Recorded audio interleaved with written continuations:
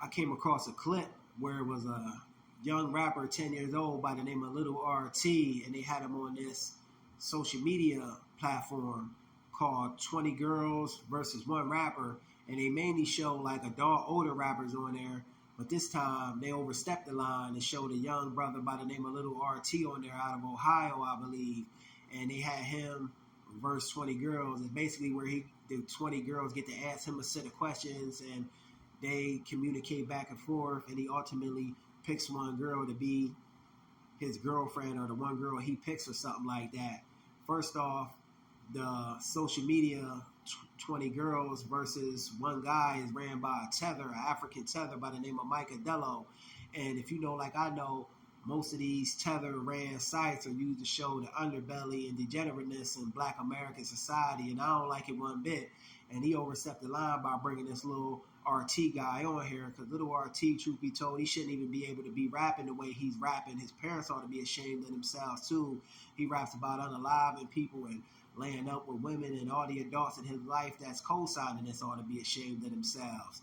And they had young sisters on here as well, twerking and asking him, you know, do we find them attractive? Do we like them? And this, that, and the other. You know, first off, them kids are 10, 11, 12 years old. Let them just be kids. They shouldn't know nothing about liking the opposite sex. They should just be able to be kids at that point. And that's what's wrong with society in general now. They force kids to grow up before ahead of their time.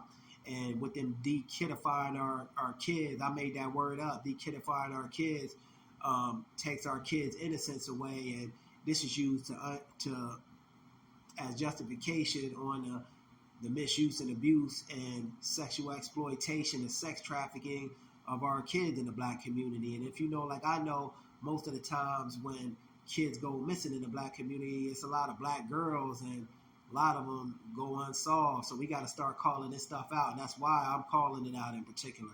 This Mike Adello ought to be ashamed of himself. You don't see him showing degenerateness in African society. They always want to come with that to us.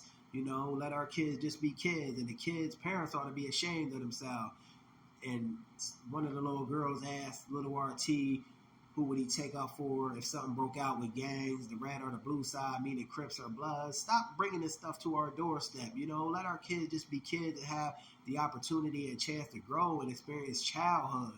And another thing, not all of our people are doing this, but stop encouraging our kids to just, in the Black community, to just throw a football, basketball, or rap on the microphone, or be dancers. We could be anything we set our mind to.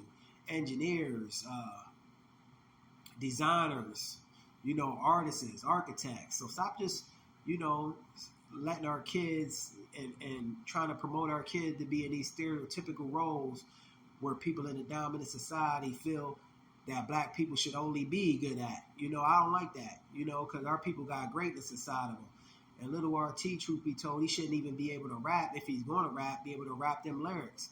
And this Mike Adello, for bringing him on the platform, you know, which is an adult platform, he had rappers like Little Bootsy on there and others, which is fine. But when you bring kids on there and put them in these kind of roles, that's where the problem lies with me. You overstep the line and you overstep your boundaries.